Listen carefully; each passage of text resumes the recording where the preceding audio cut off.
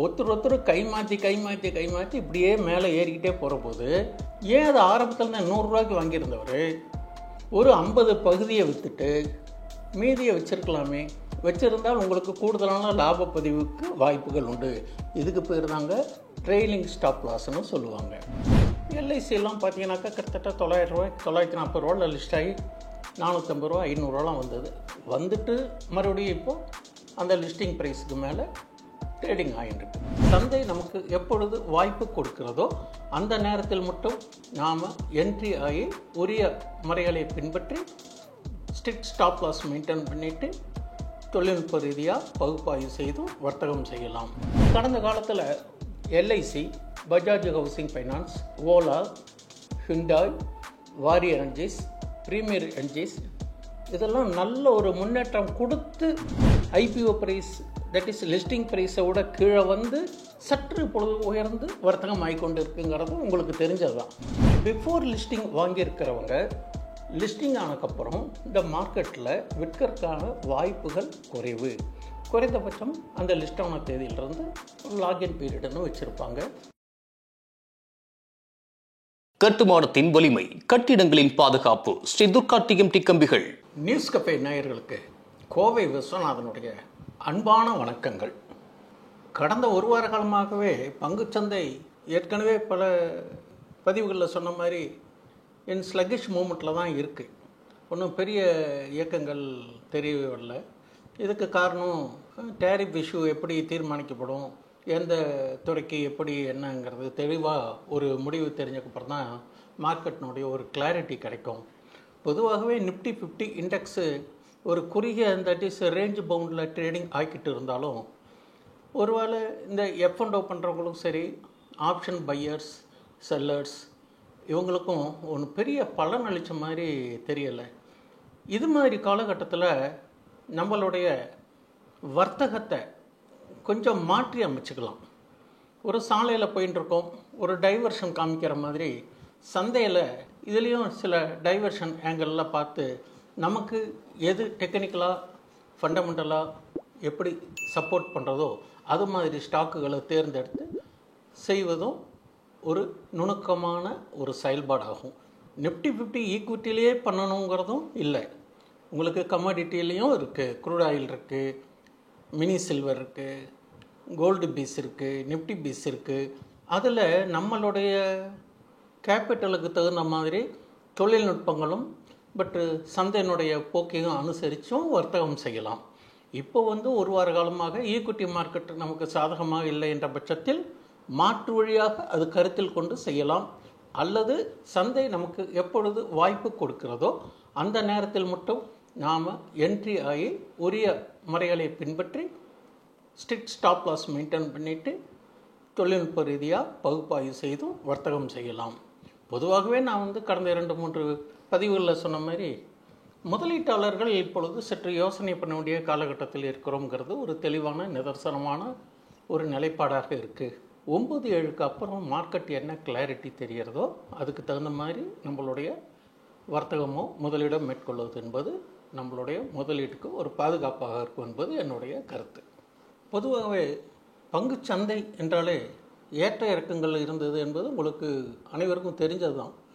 பட்டு சந்தையில் நம்ம நுழையிறபோதே முதலீடாக இருந்தாலும் வர்த்தகமாக இருந்தாலும் ரிஸ்க் ரிவார்டை தெளிவுபடுத்தி அதில் ஒரு தீர்மானித்த பின்பு வர்த்தகத்திலையும் முதலீடுகளையும் கவனம் செலுத்துவது நம்மளுடைய கேபிட்டலை பாதுகாக்கிறதுக்கான ஒரு வாய்ப்புகள். ரிஸ்க்கு பற்றி தெரியலை அப்படின்னா இந்த சந்தையில் நுழைவதை, வர்த்தகத்தையோ முதலீட்டையோ மேற்கொள்வது என்பதை தள்ளி வைப்பது ஆரோக்கியமான ஒன்று. தொலைபேசியில் ஒரு நண்பர் என்னிடம் ஒரு சிறு சந்தேகம் கேட்டார். அது என்னன்னு நான் உங்களுக்கு சொல்ல விரும்புகிறேன், உங்களுக்கும் அது பயனுள்ளதாக இருக்கும். அன்லிஸ்டட் கம்பெனிஸில் நான் ஷேர்ஸு பிஃபோர் ஐபிஓ வாங்கலாமா, அதனுடைய நிலைப்பாடு என்ன அப்படின்னு கேட்டிருக்காரு.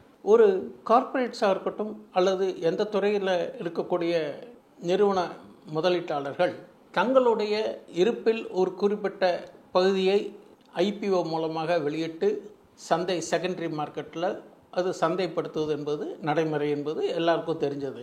இப்போது ஒரு ஐபிஓ லிஸ்ட் ஆகிறதுக்கு முன்னாலேயே இதை நான் வாங்கலாமா சார், வாங்கினா லிஸ்ட்டாக இருப்போது எனக்கு அலாட்மெண்ட்டுக்காக நான் வெயிட் பண்ண வேண்டாம். சப்போஸ் அலாட்மெண்ட்டில் கிடைக்காம கூட போகலாம். அப்போது ஒரு நல்ல வாய்ப்பை தவற விட்டுட்டேனே அப்படின்னு கேட்டார்.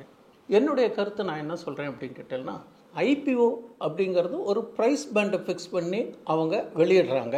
நமக்கு அது குலுக்கல் முறையில் பேன் கார்டு அடிப்படையில் நமக்கு ஒதுக்கீடு வந்தாலும் வரவேற்பது, வரவில்லை என்றால் அதுக்கு உண்டான பணத்தை திருப்பி நம்ம அக்கௌண்ட்டில் வந்துடும். சரி, நமக்கு ஐபிஓ கிடைக்கல அப்படின்னா என்ன செய்யணும்? ஐபிஓ கிடைக்கலன்னா அந்த துறை, அந்த நிறுவனம் அடிப்படையாக நல்ல ஒரு மெயின் போர்டு ஐபிஓவாக இருந்தால் நீங்கள் சற்று காலம் பொறுத்திருந்து வாங்கிறதுக்கான தருணம் உண்டு.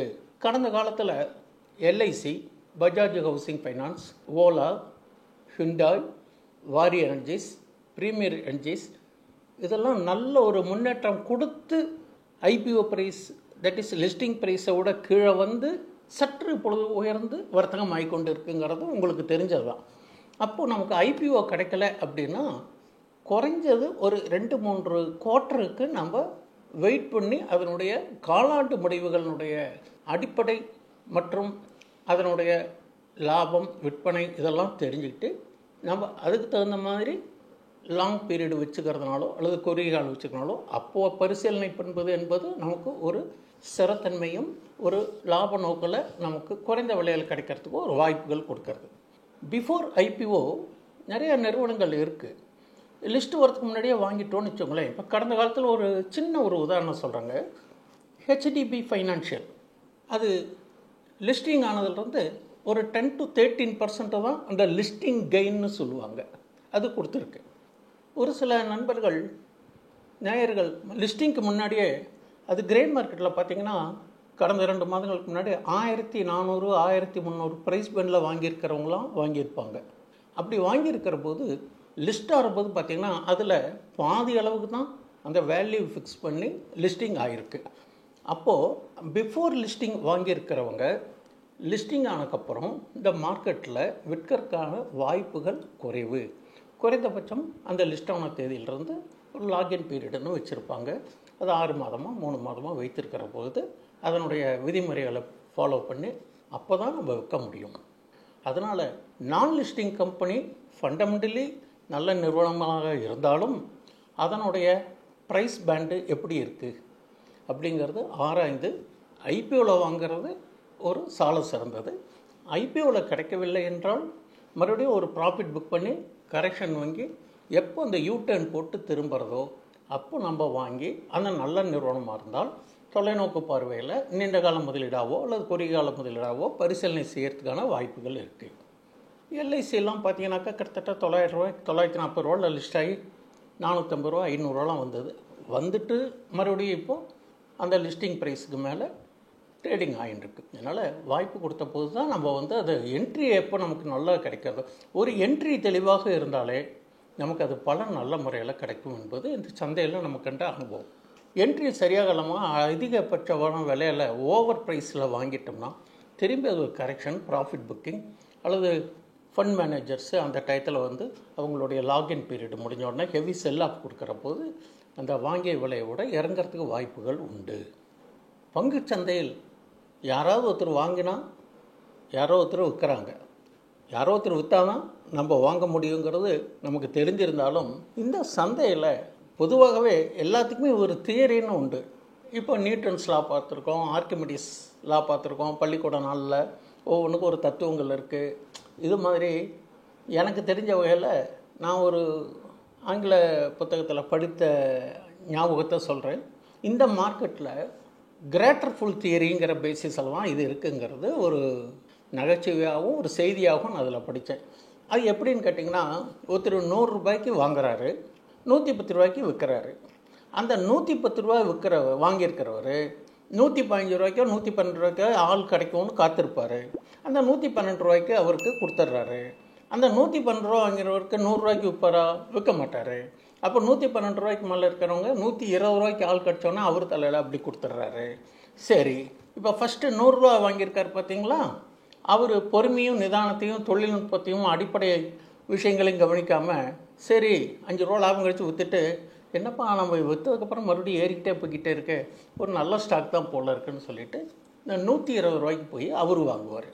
ஸோ ஒருத்தர் கை மாற்றி இப்படியே மேலே ஏறிக்கிட்டே போகிற போது, ஏன் அது ஆரம்பத்தில் தான் 100 ரூபாய்க்கு வாங்கியிருந்தவர் ஒரு 50 பகுதியை விற்றுட்டு மீதியை வச்சுருக்கலாமே? வச்சுருந்தால் உங்களுக்கு கூடுதலான லாப பதிவுக்கு வாய்ப்புகள் உண்டு. இதுக்கு பேர் தாங்க ட்ரெயிலிங் ஸ்டாப் லாஸ்ன்னு சொல்லுவாங்க. அப்போது 100 ரூபாய்க்கு வாங்கினது 98 ரூபாய்க்கு வந்தால் என்ன பண்ணுறதுங்கிறது பாதுகாப்பாக போடுறது ஸ்டாப் லாஸ். அப்போது இந்த 100 ரூபாய்க்கு வாங்கினது அப்படியே பரிணாம வளர்ச்சியில் அப்படியே போய் 120 130 போய்கிட்டே இருக்குது. ஒரு நண்பர் என்ன பண்ணார், ஒரு குறிப்பிட்ட ஸ்டாக்காக வாங்கினார். வாங்கிட்டு சிறந்த வேலை லாபம் வந்தது விற்றுட்டேன் அப்படின்னாரு. ஏன் இதுக்குள்ளே விற்றீங்க, என்ன சமாச்சாரம் அப்படின்னு கேட்டது. அவர் என்ன சொல்கிறார், சரி எனக்கு கிடைச்ச லாபம் வெளியில் வந்துடுது போதும்னு சொல்லிட்டு, மறுபடியும் அவரே எதிர்பார்க்கல சில செய்திகளின் அடிப்படையில் அந்த ஸ்டாக் மறுபடியும் மேலே ஏறி போய்கிட்டே இருக்கிற போது அவர் என்ன பண்ணார், மறுபடியும் அதிக விலையில் போய் வாங்கினார். இவர் வாங்கின உடனே அது ப்ராஃபிட் புக்கிங் வந்துடுது. அப்போ அந்த இண்டிகேட்டர்ஸு, அந்த வேவ்ஸு, பேட்டர்ன்ஸ்லாம் அவர் எதுவும் பார்க்கல. ஒரு நிறுவனத்தினுடைய அந்த ஸ்டாக்கினுடைய விலையை மட்டும் பார்ப்பது என்பது ஒரு ஆரோக்கியமான வர்த்தகம் இல்லைங்கிறதுக்காக இதை சொல்ல வரேன். அந்த நிறுவனம் எப்படி இருக்குது, அந்த விலை இப்போது ஓவர் பாட் ரெஜிமில் இருக்கா, ஓவர் சோல்ட் ரெஜிமில் இருக்கான்ட்டு நம்ம இண்டிகேட்டர்ஸு, அந்த பேட்டர்ன்ஸ் எல்லாத்தையும் பார்த்து ப்ரைஸ் ஆக்ஷனுக்கு ஃபோக்கஸ் கொடுக்கணும். ப்ரைஸ் ஆக்ஷன் பார்த்து நாம் இந்த விலையில் வாங்கினா இந்த விலைக்கு வந்தால் இவ்வளோ பர்சன்டேஜ் லாபம்னு விட்டுருணும். திரும்பி அதிலே போய் ரீஎன்ட்ரி ஆனாலே, ஒரு ஸ்டாக்கை எப்போ நம்ம வாங்கி விற்றதுக்கப்புறம் மறுபடியும் அதே ஸ்டாக்கு ரீஎன்ட்ரி ஆகும்போது அதுக்கான ப்ராஃபிட் புக்கிங் வரும்போது அது இறங்கிறதுக்கு வாய்ப்புகளும் உண்டு. அடுத்ததாக இன்னொருத்தர் சொல்கிறாருனோ அல்லது ஒரு செய்திகள் அடிப்படையாலோ அல்லது வலைதள செய்திகள் மூலமாகவோ நம்ம ஒரு ஸ்டாக்கை வாங்கிறது ஆரோக்கியம் இல்லை. கடந்த காலத்தில் நான் ஒரு கிட்டத்தட்ட ஒரு 2008 2009 ஒரு அனுபவத்தை எனக்கு சொல்கிறேன். ஏற்கனவே சொல்லியிருந்தாலும் பரவாயில்லை, மறுபடியும் ஞாபகப்படுத்துகிறேன். ஆந்திரா பேங்க்னு ஒரு ஸ்டாக்கு அந்த புரோக்கரேஜ் ஆஃபீஸில் அந்த ஸ்டாஃப் சொன்னாருன்னு ஒரு 123 ரூபாய்க்கு வாங்கினேன். நான் வாங்கினதோட 50 பைசா ஏறி 123 ரூபா 60 பைசான்ட்டு போயிட்டு திருப்பி கீழே இறங்கிட்டேன். எனக்கு அப்போல்லாம் இந்த ஸ்டாப் லாஸ் போடணும், ட்ரெயிலிங் ஸ்டாப் லாஸ் போடணும்னு விஷயத்தை யாரும் சொல்லித்தரல, எனக்கும் தெரியல. சரி மறுநாள் ஏறும், 2 நாள் இறங்கினா ஏறும், ஏறினா இறங்கும் தானே பாலிசி நாம் நினச்சிட்ருக்கோம். அது மாதிரி இறங்கினது இறங்கிட்டே இருக்குது. கடைசியில் 48 ரூபா 47 ரூபாய்க்கு வந்தக்கப்புறம் தான் ஹெவி எனக்கு கேபிட்டல் லாஸ். சரி என்ன பண்ணுறது, நான் பொறுமையாக இருந்தேன். 1.5 வருஷம் இருந்துட்டு திரும்பி மறுபடியும் அங்கே குறைஞ்ச விலையில் வாங்குறதுக்கு என்கிட்ட பண வசதியும் இல்லை. அப்போ எனக்கு ஆலோசனை சொல்லவோ அந்த டெக்னிக்கலும் தெரியாத சூழ்நிலையில் நான் அந்த 50 ரூபாய்க்கு வாங்கியிருந்தேன்னா 120 50 70 ரூபா ஆவரேஜ் வந்துட்டு நான் டபுள் ப்ராஃபிட்டில் வெளியில் வரதுக்கான வாய்ப்புகள் இருக்குது.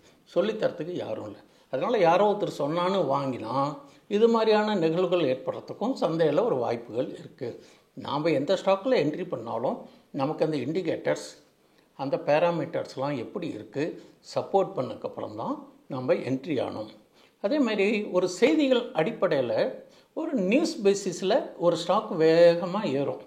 அந்த நியூஸ் பேசிஸினுடைய அலைகள் ஓய்ந்தோடனே அலைகள் திரும்பி கடலுக்கு போகிற மாதிரி வேகமாக வந்த அலைகள் மெதுவாக உள்நோக்கி போயிடுறது. அது மாதிரி மேலே ஏறின பங்குகள் நம்ம இன்னும் ஏறும்னு நினச்சிட்டு ஓவர் கான்ஃபிடென்ஸில் அதை வாங்குற போது அது அந்த இடத்துல ஹெவி ப்ராஃபிட் புக்கிங் வரும்போது கீழே இறங்கிறதுக்கான வாய்ப்புகள் இருக்குது. அந்த மாதிரி இடத்துல நம்ம ஸ்டாப் லாஸ் போட்டு செய்கிறது தான் நமக்கு ஆரோக்கியமான வர்த்தகம் என்பது என்னுடைய கருத்து. எதுக்காக இந்த ஆந்திரா பேங்க் இப்போ இல்லை, அது மெர்ஜிட் வித் அதர் பேங்க். கடந்த காலத்தில் நானும் இது மாதிரிலாம் அனுபவப்பட்டு தான் தெரிஞ்சிட்ருக்கோம். ஆனால் பொறுமையாக இருந்தேன். கிட்டத்தட்ட ஒரு 1.5 வருஷத்துக்கு மேலே பொறுமையாக இருந்து திரும்பி அது 126 ரூபா வந்தபோது தான் விற்றேன். அதனால் இப்போ ஒன்ஸ் நம்ம வாங்கிட்டோம், எங்கிட்ட ஆவரேஜ் பண்ணணும்னு ஐடியா தெரியாது, ஆவரேஜ் பண்ணுறதுக்கு பண வசதியும் இல்லை, வாங்கினதை நஷ்டத்தில் விற்கவும் இஷ்டம் இல்லை, பொறுமையாக காத்திருந்தோம். நல்ல வேலை அது ஏறித்து. அது மறுபடியும் 40 ரூபா 20 ரூபா போய் 5 ரூபா வந்தாலும் எனக்கு லாஸ் தானே. பட் முறையாக ஸ்டாப் லாஸ் போட்டு அந்த டெக்னிக்கல் இண்டிகேட்டர்ஸ்லாம் ஃபாலோ பண்ணினா தான் ஓரளவுக்கு வர்த்தகத்தில் வெற்றி பெறத்துக்கான வாய்ப்புகள் இருக்குது. பொதுவாக சந்தை என்பது நியூஸ் பேசிஸும் இருக்குது, global events, domestic events, micro டேட்டாலாம் பேஸ் பண்ணி தான் இருக்குது. இப்போ காலப்போக்கில் பார்த்தீங்கன்னாக்கா ஒவ்வொரு நாளும் ஒவ்வொரு செய்திகள் அடிப்படையில் இந்த சந்தை ஏற்ற இறக்கத்தை கொடுக்கறது. சந்தை ஏறினாலும் நம்மளுடைய ஸ்டாக்ஸ் ஏறுறதில்லை. ஒரு செக்டார் ஏறும், அதில் இருக்கக்கூடிய சில ஸ்டாக்குகள் ஏறும், குறிப்பிட்ட நம்மகிட்ட இருக்கிற ஸ்டாக்ஸ் மட்டும் ஏறாமல் இருக்கும். அதனால் டெக்னிக்கல் ஃபண்டமெண்டல் பார்த்து பண்ணணும். இப்பதிவில் நான் எந்த ஸ்டாக்குகளை வைக்கவோ நான் எதுவும் பரிந்துரை செய்யவில்லை. என் கடந்த கால அனுபவத்தையும் சந்தையினுடைய தற்போது நிலையும் நேயர்களுக்கு விழிப்புணர்வுக்காகவும் கட்டளை நோக்கத்துக்காகவுமே தெரிவிக்கப்பட்டுள்ளது.